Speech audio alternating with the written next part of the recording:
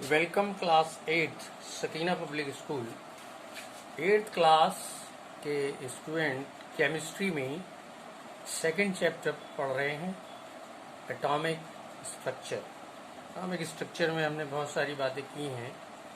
कल हम न्यूक्लियस की डिस्कवरी के बारे में बात कर रहे थे, जिसमें हमने बताया था कि किस तरह से रदरफोर्ड ने अपना एक एक्सपेरिमेंट किया था जिसका नाम था अल्फा स्कैटरिंग पार्टिकल मॉडल। इस का जिक्र हम कल कर चुके हैं, लेकिन हम इसको एक बार दोहराएंगे। उनके ये करने का जो मेथड था उसको बताएंगे और ये बताएंगे कि उन्होंने क्या ऑब्जर्व किया और क्या कंक्लूड किया। उन्होंने एक सोर्स सेलेक्ट किया जिससे अल्फा पार्टिकल का रिलीज हो, यानी अल्फा पार्टिकल या अल्फा रेज खारिज हों, और उन्होंने उस रेज के रास्ते में एक गोल्ड फॉइल, सोने की एक पत्थर फैल कर दी, लगा दी। अब जो भी अल्फा रेज यहाँ से गुजरेंगी, इस फाइल से गुजरेंगी, उनके गुजरने और उनके डिफ्लेक्शन का पता लगाने के लिए गोल्ड फॉइल के चारों तरफ जिंक सल्फाइड का एक दूसरा कवर उन्होंने चारों तरफ से उसको घेर दिया। ये फ्लोरेसेंट फॉइल था। इस पर अगर कोई अल्फा पार्टिकल टकराएगा तो फिर ये चमक पैदा करेगा, जिससे पता चल जाएगा कि कहाँ पर अल्फा पार्टिकल का टकराव हो रहा है। बहरहाल इन्होंने अपना एक्सपेरिमेंट किया और इस एक्सपेरिमेंट में उनके सामने तीन बातें बहुत ख़ास आईं। उनमें से पहली थी कि ज़्यादातर अल्फा पार्टिकल गोल्ड फॉइल से बगैर किसी डिफ्लेक्शन के गुजर गए। एक तो ये उन्होंने देखा। दूसरा उन्होंने ये अंदाजा लगाया कि small number of alpha particles deflected by 90 degree angle और मोर वाइडर। दूसरा और तीसरा ये था कि कुछ अल्फा पार्टिकल्स का डिफ्लेक्शन बाउंस बैक कंडीशन में हुआ, वापस ही हो गए। तकरीबन 180 डिग्री का डिफ्लेक्शन। तो पहला मामला था कि most of the alpha particle passed through the gold foil. तो इससे क्या कंक्लूजन निकला? इससे कंक्लूजन निकाला रदरफोर्ड ने कि positive charge in an atom is not uniformly distributed, but it is concentrated in a small area, the center of the atom. दूसरा था small number of alpha particles deflected by 90 or more wider angle. इससे Rutherford ने conclude किया the deflection suggested that the positive charge in an atom is concentrated in a small core, और उस small core का नाम Rutherford ने रखा nucleus.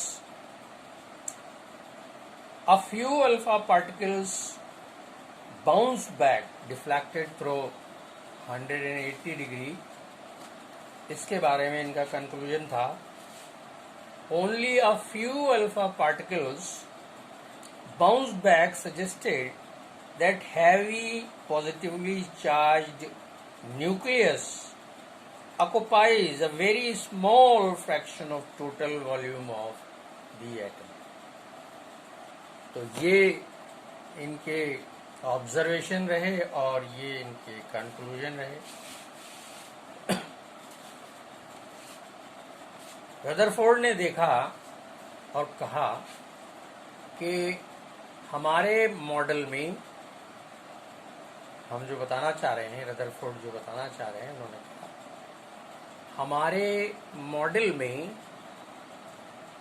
Nucleus बिल्कुल सन की तरह है और इसके चारों तरफ घूमने वाले, रिवॉल्व करने वाले इलेक्ट्रॉन प्लैनेट्स की तरह है। यानी बाद में इन्होंने क्लियर कट कहा कि हमारा मॉडल जो है वो प्लैनेटरी मॉडल ऑफ एटम है। इसमें न्यूक्लियस के चारों तरफ इलेक्ट्रॉन घूम रहे हैं, तो फिर ये प्लैनेटरी मॉडल की तरह ही जाना जाने लगा। तो इस तरह से न्यूक्लियस का डिस्कवरी हुई, न्यूक्लियस सामने आ गया, प्लैनेटरी मॉडल ऑफ एटम सामने आ गया। उसके बाद डिस्कवरी ऑफ न्यूट्रॉन का जिक्र चला। मैंने आपको शायद शुरू में बताया था थोड़ा सा। जेम्स चैडविक एक साइंसदान हुई 1932 में। इन्होंने ऑब्जर्व किया कि हम जितने प्रोटॉन बताते हैं न्यूक्लियस में, उनकी कैलकुलेशन, प्रोटॉन का जो वजन है वो हाइड्रोजन एटम के मास के बराबर होता है 1837।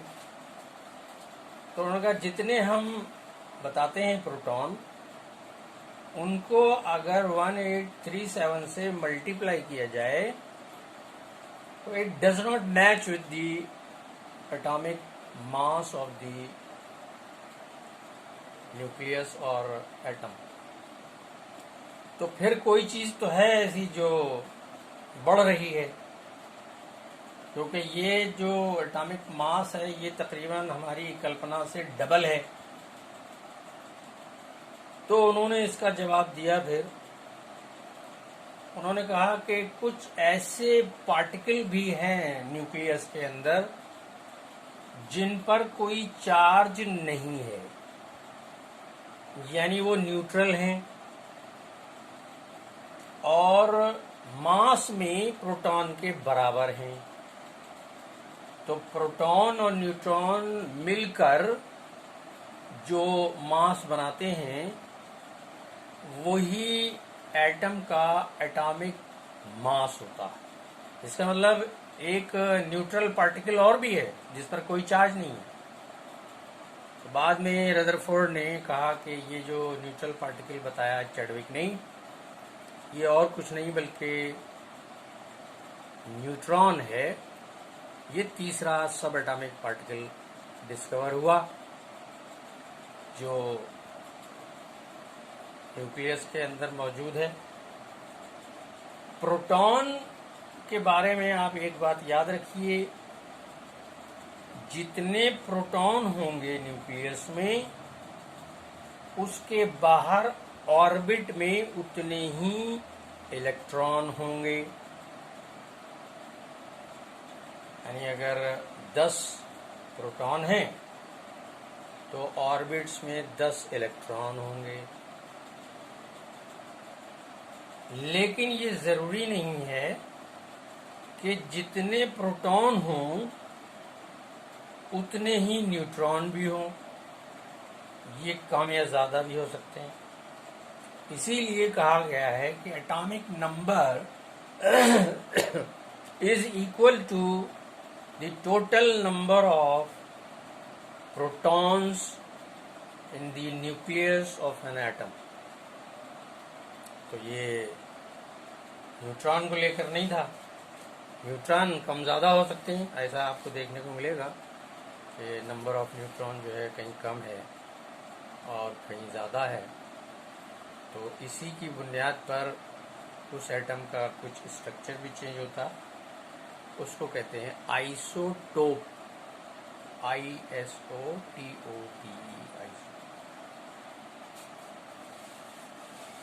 तो 3 तो सब एटॉमिक पार्टिकल हो गए, electron outside nucleus in the orbits in energy shell.